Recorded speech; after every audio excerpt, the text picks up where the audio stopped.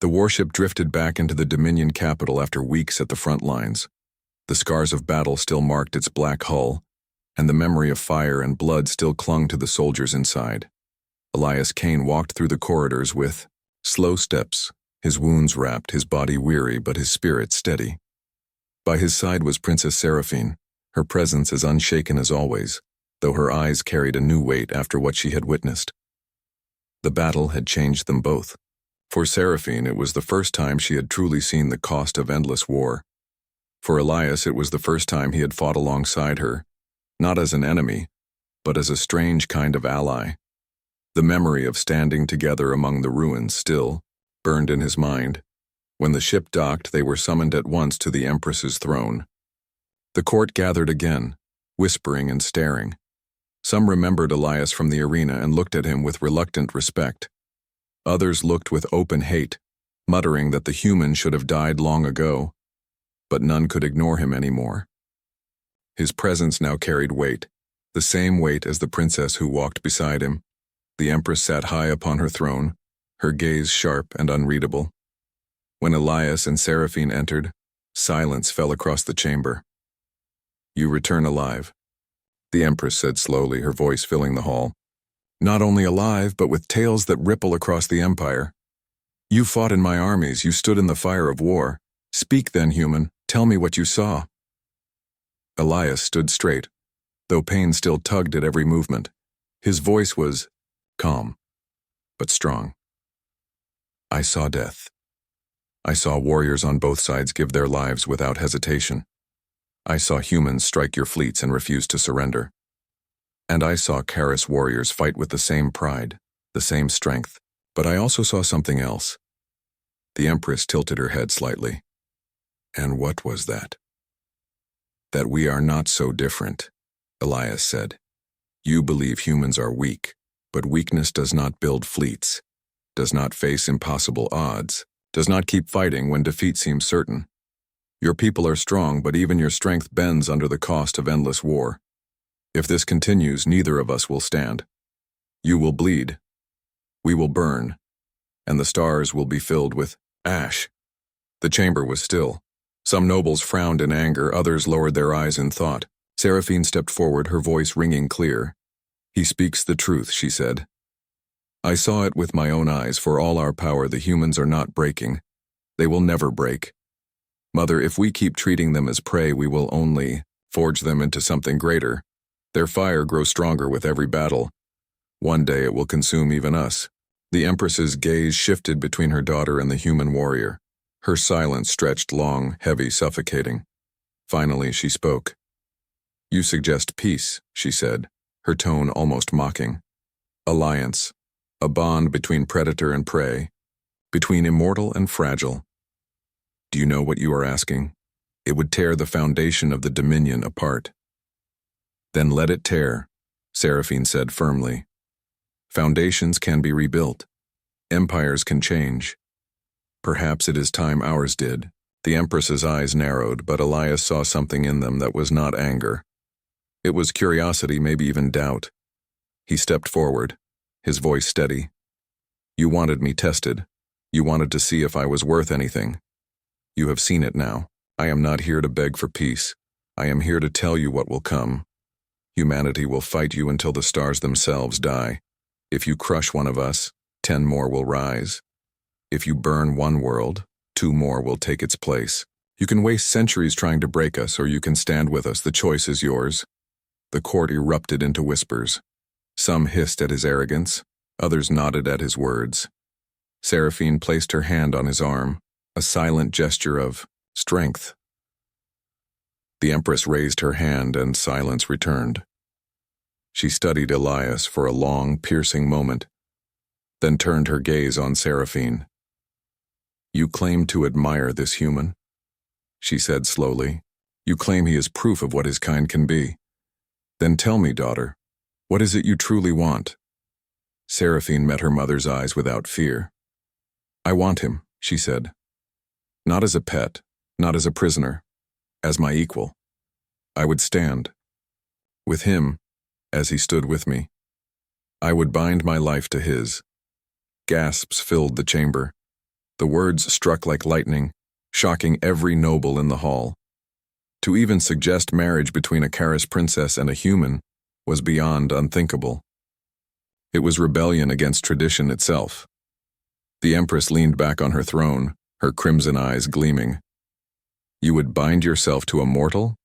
You, who could live 1,000 years, would tie yourself to a man whose life will flicker and fade before a century is gone? Yes, Seraphine said firmly. Because it is not the length of life that matters. It is the fire within it, and his fire burns brighter than any I have ever seen. Elias's heart pounded. He had not expected her to say it aloud, not before the entire court, not before the Empress herself. Yet she had spoken without hesitation. He looked at her and saw no doubt in her face, only truth. The Empress was silent for a long time. The court held its breath. Finally, the Empress spoke again. Very well, she said. If this is what you desire, then let the stars bear witness. But know this. If you choose him, you choose a path that may destroy you both. Your bond will be tested by war, by time, by every force that seeks to tear you apart.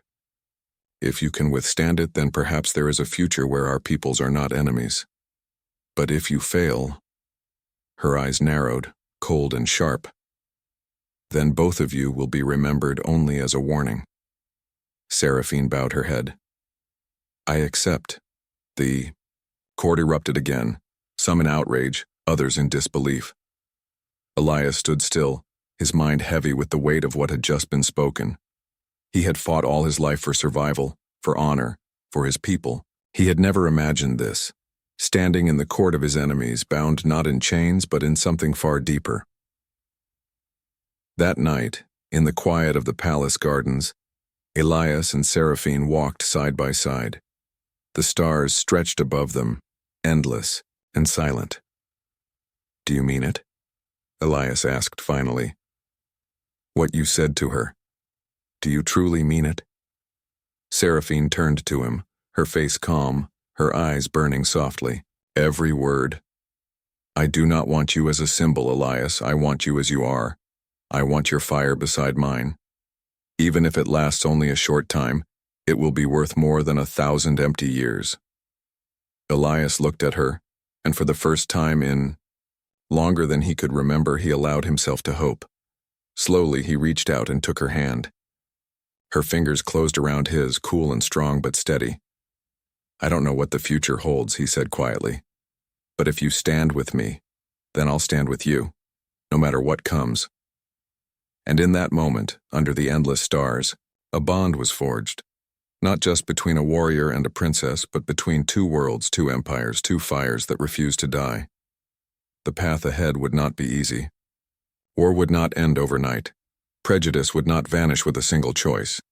But the seed had been planted, and seeds had a way of growing, even in the hardest ground. The human and the alien princess stood together, and for the first time in centuries, the stars held the promise of something new, not conquest, not surrender, but hope. The human warrior sat in chains inside the dim chamber of the Karis flagship. The walls around him were smooth black metal, carved with strange designs that seemed to pulse faintly like living veins. The air smelled cold, metallic, and foreign. Elias Kane sat with his back against the wall, his arms bound tightly before him. His body ached from battle, every muscle sore, and a deep cut still bled slowly across his shoulder. He tried not to show weakness, even though exhaustion threatened to pull him under. His eyes scanned the room, memorizing every detail. That was the habit of a soldier. Always study, always prepare, even when the fight seemed impossible. The door opened with a hiss, and 2 Karis guards entered. They were tall, pale, and graceful, in their black armor, their crimson eyes glowing in the half-light. Between them walked Princess Seraphine. Her steps were silent, her cloak trailing behind her like flowing shadows. Elias tensed, his chains clinking. He hated the idea of being paraded like some prize. He met her gaze without flinching, his jaw set in defiance. You are still alive, Seraphine said softly, her voice carrying the smooth tone of royalty, yet edged with something sharper. Most humans would not have survived the wounds you took, Humans don't give up easy, Elias replied, his voice rough but steady. Seraphine tilted her head, studying him like a rare artifact. There was no fear in his eyes. No submission. Only the burning spark that had first caught her attention on the battlefield. She dismissed her guards with a gesture, leaving only herself and the human in the chamber. "Do you know why I spared you?" she asked. "I don't care," Elias answered. "If you're planning to torture me for information, save yourself the trouble. I won't talk." Her lips curved faintly, not quite a smile. "You misunderstand me. If I wanted you broken, I would have left you to my soldiers. No, I spared you because you are different." Elias laughed bitterly. "Different? I'm just a man doing his duty. Nothing more." "That is where you are wrong," Seraphine said, stepping closer. Her eyes glowed softly as she looked down at him. "Your kind is short-lived, fragile compared to us, and yet you burn with a fire that we in our long years have forgotten. On the battlefield, you stood against certain death without hesitation. You faced me with defiance instead of fear. That is not ordinary." Elias shifted against his chains, his expression hard. "We fight because we have no choice. You invaded our worlds. You slaughter our people. What kind of man would I be if I didn't stand my ground?" Her gaze lingered on him. She could hear the truth in his words, and it fascinated her. For centuries, the Karis had ruled through fear and power. Yet this single human resisted her simply by existing, by refusing to break. "You see us as monsters," she said quietly. "Am I wrong?" Elias shot back. Seraphine's eyes softened slightly. "Perhaps not, but perhaps there is more to us than you know." The silence that followed was heavy, filled with unspoken thoughts. Elias did not trust her, but he sensed she was not lying either. There was a strange sincerity in her tone that unsettled him. At last, Seraphine turned away. "You will remain here under my protection. No harm will come to you. I don't need your protection," Elias muttered. She glanced back at him, her crimson eyes glowing in the dim light. "Whether you want it or not, you have it. You are mine now, Elias Kane. And I intend to learn what makes humans like you so unyielding." The door closed behind her, leaving Elias in the dark once more. His chest tightened with frustration. He had survived the battlefield only to become a prisoner, a curiosity for an alien princess. Yet deep inside, a small part of him wondered what she truly wanted, and why she looked at him not as prey but as something else. Days passed aboard the Karis flagship. Elias remained under constant watch, but Seraphine visited him often. She asked him questions about humanity, about war, about life on Earth. At first, Elias gave her nothing but silence or bitter remarks, yet slowly, against his will, he found himself speaking. When she asked about Earth's sunrises, he described the golden light over mountains. When she asked about family, he told her of his sister who still lived back home, a doctor in a small city. He kept his answers simple, never revealing military secrets, but each word seemed to intrigue her more. Seraphine, in turn, revealed pieces of herself. She spoke of the dominion, of the weight of being heir to an empire built on conquest. She confessed that immortality, once seen as a blessing, often felt like a prison. "We live for centuries," she said one night as she stood by the window, "and yet in all that time, we forget what it means to fight for every moment. Humans burn brightly but briefly. We endure endlessly but without fire. Do you see the difference?" Elias listened, though he kept his guard up. He did not trust her words, but he could not deny their weight. There was loneliness in her voice, a loneliness he had never expected to hear from one of his enemies. Despite himself, he began to look at her differently. She was still the enemy, still the daughter of the Empress who ordered the destruction of human colonies. But beneath the cold mask of royalty, he saw a spark of something human. Curiosity, longing, even admiration. One evening, as Seraphine left his chamber, Elias called after her. "Why me? Out of all the humans you fought, why spare me?" She paused, her cloak shimmering in the light. Because when I looked into your eyes, I did not see prey. I saw a warrior who refused to kneel, and I wanted to know why. The door closed and Elias sat in silence. Her words lingered in his mind, stirring emotions he could not name. He hated being her prisoner, yet he could not deny that something was changing between them. Meanwhile, rumors spread through the Karis court. Whispers of the princess keeping a human captive reached the ears of nobles and generals. They saw it as disgrace, as weakness. Humans were supposed to be conquered, not cherished. The Empress herself grew suspicious. One day she summoned Seraphine to her throne chamber, a vast hall of black stone and silver fire. "You keep this human alive," the Empress said, her voice sharp as a blade. "Why?" Seraphine bowed her head but did not hide her defiance. "Because he is unlike the others. He shows strength that even our warriors lack. I believe we can learn from him." The Empress's crimson eyes narrowed. "Learn from prey?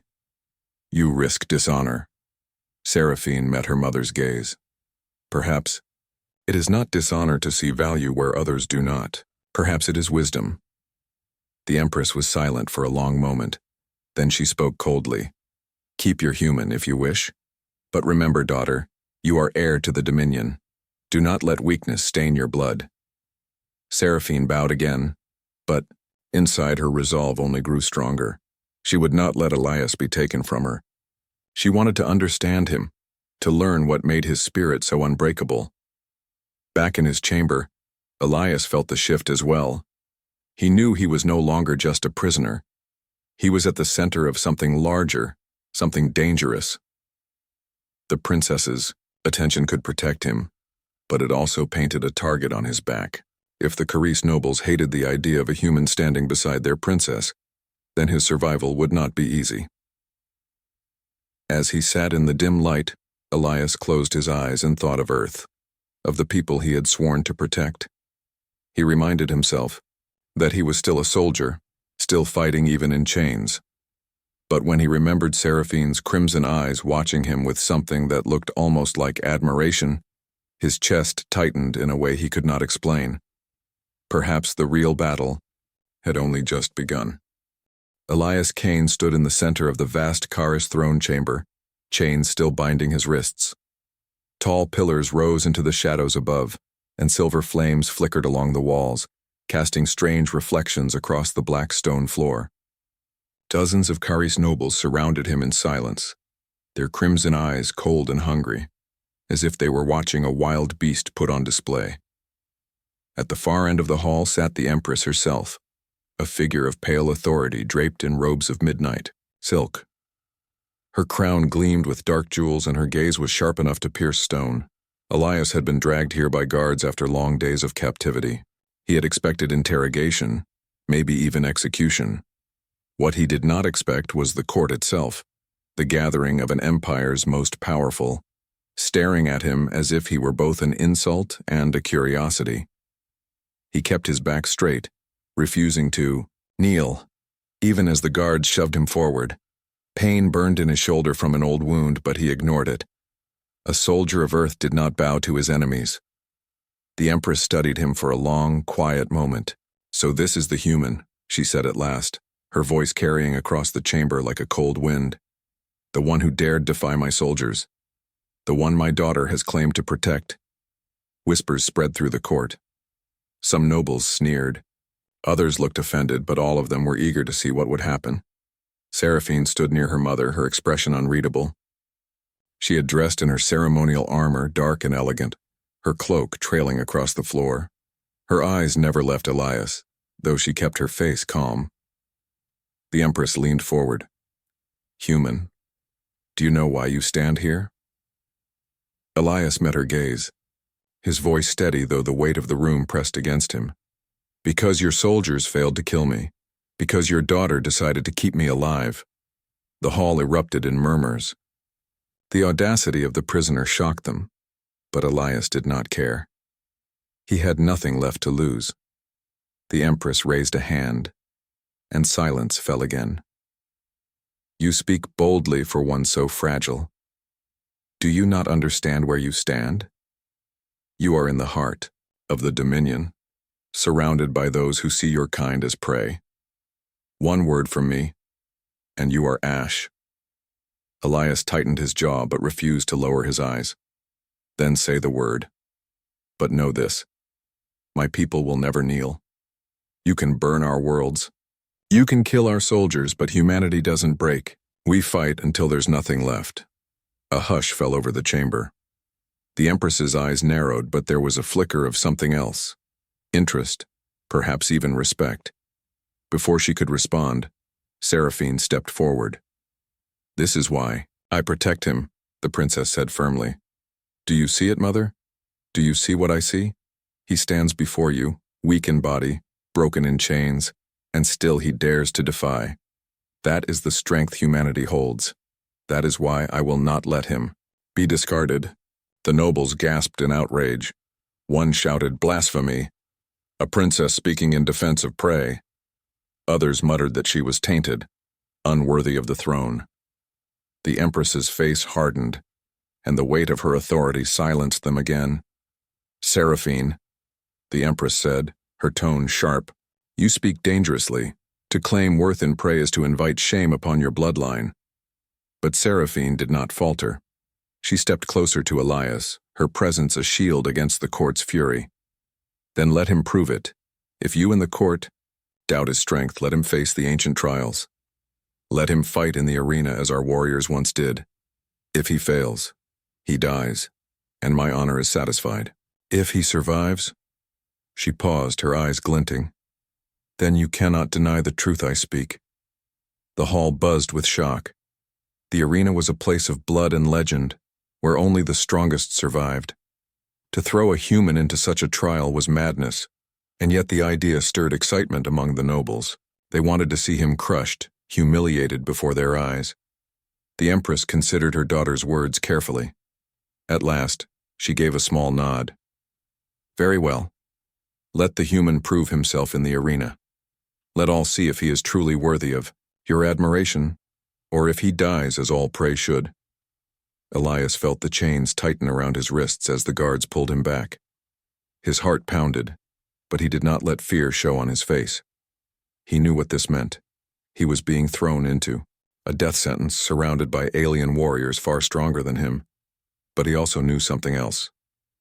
If he surrendered now, if he gave in, then everything he had fought for on Doria would be meaningless. Later, in the quiet of his cell, Seraphine came to him again. Her guards stayed outside, leaving her alone with the human. She looked at him for a long time before speaking. "You should hate me," she said softly. "I have put you in the arena. You may not survive." Elias met her gaze. "You didn't give me a choice, but I'd rather die fighting than rot in chains. At least, this way, I can show your people what a human can do." For a moment, Seraphine almost smiled. There was pride in her eyes, though she hid it quickly. "Do not underestimate the arena. The champions you will face have centuries of strength and skill. They will not show mercy." "Neither will I," Elias replied. The day of the trial came. The arena was vast, carved into the heart of the Dominion's capital. Thousands of Karis filled the stands, their voices echoing like thunder as they waited to see the human die. The floor of the arena was marked with scars from countless battles, and the silver fire of the Dominion burned high above. Elias was led into the center, unchained but armed only with a simple blade and a shield. The crowd jeered, laughing at the sight of the fragile creature who dared to stand where warriors had fallen. Across from him the gates opened and his first opponent entered. A massive Karis warrior, armored in black steel, wielding a weapon that looked like a cross between a spear and a blade. His eyes glowed with bloodlust as he advanced. The horn sounded, and the fight began. The Karis charged with terrifying speed. Elias barely raised his shield in time, the impact nearly breaking his arm. He staggered back, pain shooting through him, but he kept his footing. He knew he could not match strength with strength. He had to rely on speed, on wit, on survival, instinct. He sidestepped, letting the warrior's strike slam into the ground, and slashed at his side. The blade cut shallow but drew blood. The crowd hissed in surprise. The fight dragged on, each clash testing Elias's endurance. He took hits, his body aching, but he refused to fall. Every time he rose again, every time he struck back, the crowd grew louder. Some jeered, others began to murmur with reluctant respect. Seraphine watched from the royal balcony, her hands clenched at her sides. Her heart raced with every blow he took, but each time he stood again, her pride in him grew stronger. When Elias finally brought down his first opponent, the arena erupted. The warrior lay defeated, and the human still stood, bloodied, exhausted, but unbroken. The trials continued. One opponent fell, then another. Each was stronger, faster, more skilled than Elias, but he refused to die. He fought with everything he had, his mind, his courage, his sheer stubborn will. By the time the final challenger fell, Elias could barely stand, his vision blurred and his body broken, but he raised his blade in triumph. The arena was silent for a long moment. Then slowly, applause began. Not mockery this time, but genuine recognition. The nobles who had sneered now looked on with shock, some even with respect. The Empress herself rose, her expression unreadable. "The human has survived," she declared. "He has proven himself." Elias looked up at her, chest heaving, and met her gaze without fear. Seraphine stepped forward, her voice clear and unwavering. "This is why I chose him. This is why humanity cannot be dismissed. You see now what I see, Mother. You see the fire that cannot be extinguished." The Empress's eyes flickered, and though she said nothing more, she did not stop her daughter. For Elias Cain, the arena had been more than survival. It had been a statement, one that would echo through the Dominion for years to come. And in that moment, though still surrounded by enemies, Elias felt something strange stir inside him. For the first time since his capture, he believed that humanity might have a chance, not through strength of arms alone, but through the courage to defy, to endure, and to inspire even those who once saw them as nothing more than prey. The arena was still filled with the echoes of cheering when Elias Cain was dragged back to the holding chambers. His body shook from exhaustion, and every cut on his skin burned like fire. He could barely stand, but his spirit felt strangely light. Against every expectation, against the will of thousands who had gathered to see him die, he had survived. When the guards pushed him onto the stone bench, he leaned back against the wall, his breaths coming slow and heavy. The sound of the crowd still reached him, muffled now, but filled with something new. Not just scorn, not just hate. There had been respect in those voices, reluctant and unwilling perhaps, but real. The door opened, and Princess Seraphine entered. She dismissed the guards with a single gesture, her cloak sweeping behind her as she moved closer. For a long moment she said nothing. Her eyes moved over him, lingering on every wound, every drop of blood that stained his skin. "You should be dead," she said softly, "and yet you are not." Elias gave a faint, bitter laugh. "I've been told that before." Seraphine lowered herself so she was eye level with him. There was no cruelty in her gaze, no cold superiority as there had been when they first met. Instead, her expression was filled with something Elias had not expected: pride. "When you stood in that arena," she said, her voice low but firm, "you did more than survive. You forced them to see you. Even my mother cannot deny it now. The fire in you is undeniable." Elias shifted, grimacing as pain stabbed his ribs. "I didn't fight for them. I fought because I won't let anyone watch me break." "Perhaps," Seraphine said. "But whether you wished it or not, you showed them what humanity is made of. You planted a seed. It will grow." Elias didn't answer. His body was too tired, his mind too heavy. But he could see in her eyes that she truly believed it. Over the days that followed, the story of the human who survived the trials spread across the Dominion. Nobles whispered in their halls. Warriors debated among themselves. Many still despised him, calling him nothing more than a lucky beast, but others admitted that no ordinary creature could have endured what he had.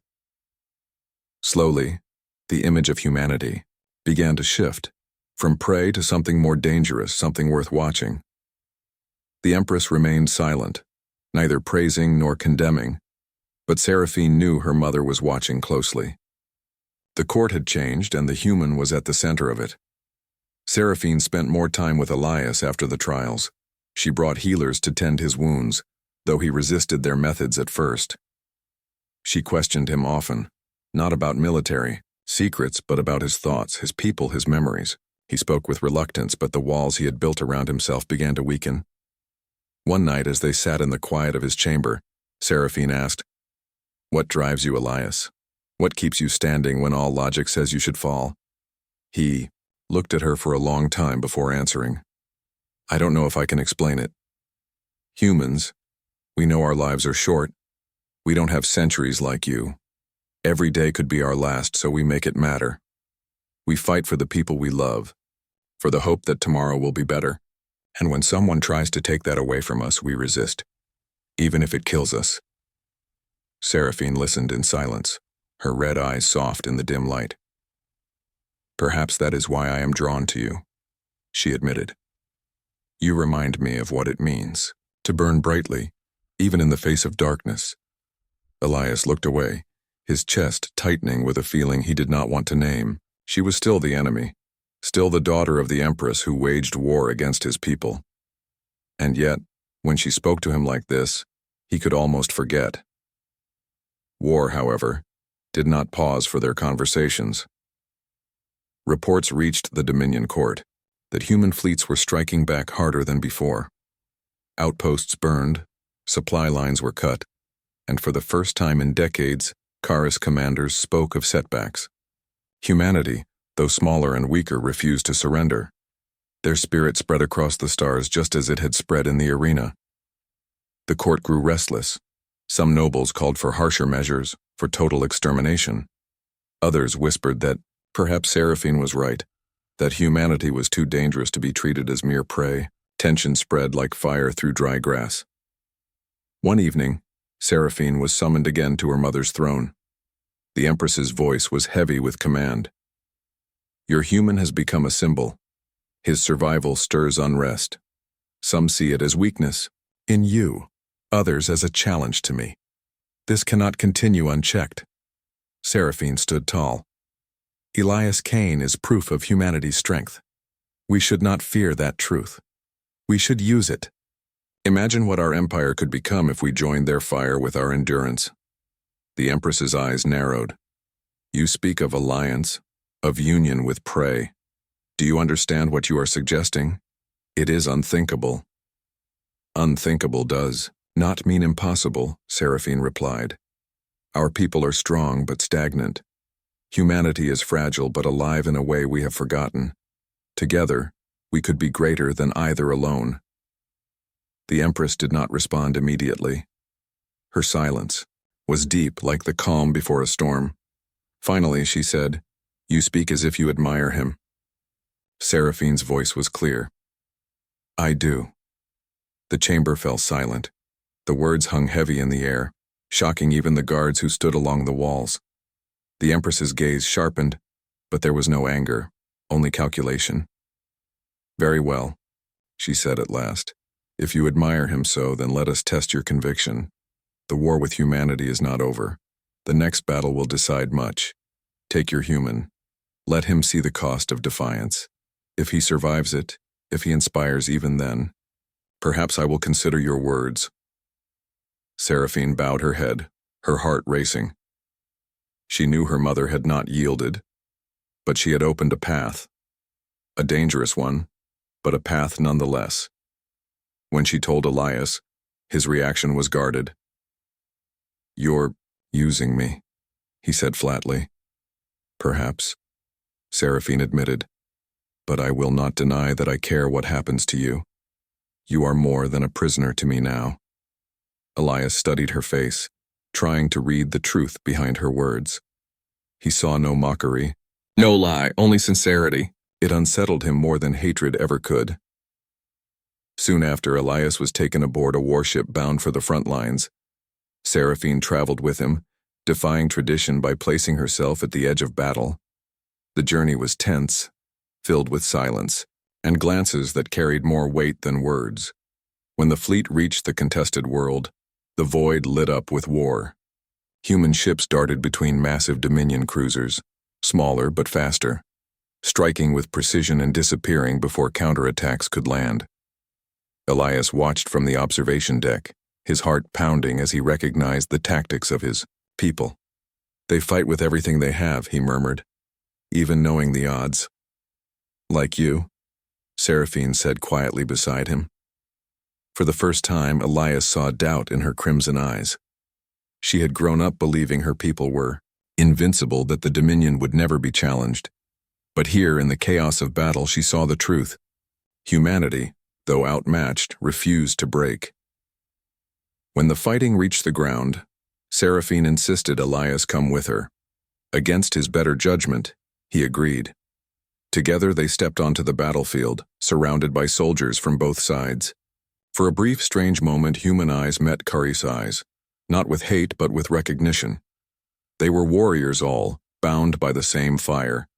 Elias fought again, side by side with Seraphine. He cut down enemies with blade and rifle, his body screaming with pain but his spirit unshaken. Seraphine fought with elegance and deadly grace, but every time she looked at him, she saw not prey, but an equal. By the battle's end, neither side had claimed true victory. The humans retreated with heavy losses, but they had struck wounds deep enough to remind the Dominion they were not invincible. As the smoke cleared, Seraphine stood beside Elias, her cloak torn, her blade stained. She looked at him, her chest rising with heavy breaths, and said, "Now do you see why I chose you? You are not just one man. You are the spirit of your people, and I will stand with you, no matter what it costs." Elias met her gaze, and though he wanted to deny it, he felt the truth in her words. Something had changed. Something bigger than war. Bigger than either of them. And he knew the choice ahead would decide not just their lives, but the fate of two empires. The night sky above the frontier world of Doria was filled with fire. Huge warships clashed in orbit, their weapons streaking through the black heavens like falling stars. The ground shook as explosions rained down from above, and the people of the small colony city ran for their lives. The human defenses were thin, almost broken, but still they fought to hold the line. Captain Elias Kane stood in the middle of the chaos. Dust covered his armor, blood stained his shoulder, but his grip on his rifle was strong. Around him, only a few soldiers remained from his unit. Most had already fallen in the brutal fight against the Karis Dominion. The Karis were not like any enemy humanity had faced before. Tall, pale, and impossibly fast, they looked like nightmares from old human legends, vampires brought to life among the stars. Their red eyes glowed in the smoke, and their fangs shone whenever they struck. "Captain, the civilians are almost clear," one of Elias's soldiers shouted, his voice shaky but determined. Elias nodded, scanning the burning streets. The evacuation. Ships were lifting off one by one, carrying families and children to safety. That was their mission, to hold the line long enough for the people to escape. He knew the chances of survival were slim, but giving up was never an option. "Hold this street," Elias ordered. "If they want these people, they'll have to come through us first." The soldiers took cover behind shattered walls and overturned vehicles. Their weapons hummed with low energy, their power cells nearly drained, but no one ran. The humans knew what was coming, yet still they chose to fight. From the shadows ahead, figures emerged. The Karis warriors stepped forward with elegant cruelty. They carried weapons of black metal, sharp and strange, but some relied only on their claws and fangs. Their movements were silent, graceful, like predators stalking prey. At the center of their formation stood a figure in dark armor, her presence impossible to ignore. Princess Seraphine, heir to the Karis Dominion, watched the humans with unblinking red eyes. Unlike the soldiers around her, she carried herself not with bloodlust but with curiosity. She had been told that humans were weak, fragile creatures whose lives burned out in the blink of an eye. Yet here, on this ruined street, She saw something different. The man standing at the front, the one giving orders, did not tremble or beg. He stood tall, shoulders squared, eyes burning with defiance. Elias felt her gaze but did not falter. He had faced death before, though never on this scale. He knew this battle was lost, but his duty was not finished. His people were still escaping, and he would not let these pale monsters reach them. The first wave of Kari's soldiers rushed forward, their speed terrifying. Elias fired, his rifle spitting bursts of blue light. One alien fell, then another, but still they came. His soldiers fought desperately, their shouts mixing with the roar of weapons and the hiss of alien blades. The street became a storm of violence, sparks flying, stone shattering, and bodies falling. Through it all, Elias moved with fierce determination. He covered his men, pulled one from the path of a deadly strike, and kept pushing back against the tide. Every second mattered. Every second gave another family time to escape. Seraphine's eyes narrowed. This human should have broken already. His kind should have fled or collapsed in despair. But he did not. Even as his soldiers died around him, even as the Caris pressed closer, he fought with a fire she could not understand. It stirred something, deep within her chest, something she had never felt before. Hours seemed to pass in minutes. The human line thinned until Elias stood almost alone. His rifle clicked empty, and he drew his blade, a simple steel weapon that looked pitiful against the Caris's advanced arms. Yet in his hands it was deadly. He cut down one alien, then another, each strike fueled by stubborn will. Blood ran. Down his arm, his breaths came ragged, but still he did not yield. Finally, he was surrounded. The last of his soldiers had fallen, and the street was silent except for the crackle of flames. Elias raised his blade again, ready to sell his life dearly. "Come on, then," he growled, his voice hoarse but steady. "If this is the end, I'll take as many of you with me as I can." The Caris warriors hesitated, surprised by his defiance. Normally, prey begged for mercy or collapsed in fear. This human stood tall, daring them to strike. It was then that Seraphine stepped forward. Her soldiers parted instantly, bowing their heads. She moved with the grace of royalty, her long cloak trailing behind her as she approached the battered warrior. Her eyes locked on his, and for a moment the battlefield seemed to fade away. "You are human," she said, her voice smooth and cold, yet carrying a strange warmth beneath it. "And yet you do not tremble before me. Why?" Elias tightened his grip on his blade. "Because fear won't save my people," he answered, "and I won't give you the satisfaction of seeing me crawl." Seraphine tilted her head, studying him like a rare specimen. She could hear his heart beat fast but steady. She could smell his blood, fresh and strong. Any other Caris would have killed him by now, drained him of life. But something stopped her. Something about his fire fascinated her. Her soldiers waited for the order to strike. Instead, she lifted a hand. "Spare him," she commanded. The Caris warriors looked at her in shock, but none dared disobey. They seized Elias, forcing him to his knees, though he struggled against their grip. His eyes never left hers, filled with anger and defiance. Seraphine leaned closer, her voice a whisper only he could hear. "You are not like the others. You are interesting." Elias spat blood to the ground and glared up at her. "I'm not your pet. Do what you're going to do." For the first time in her long life, Seraphine felt a spark of amusement. This fragile, short-lived creature dared to defy her without fear. She could not kill him. Not yet. She wanted to see more, to understand why humans fought so fiercely. Despite their weakness, "Take him to my ship," she ordered. "He is mine now." The soldiers obeyed, dragging Elias away from the ruined street. Above them, the last evacuation ships escaped into the night sky. The mission was complete. He had bought them the time they needed. But now he was a prisoner, taken by the very enemy he had fought to resist. As the Caris fleet withdrew, the burning colony was left in silence.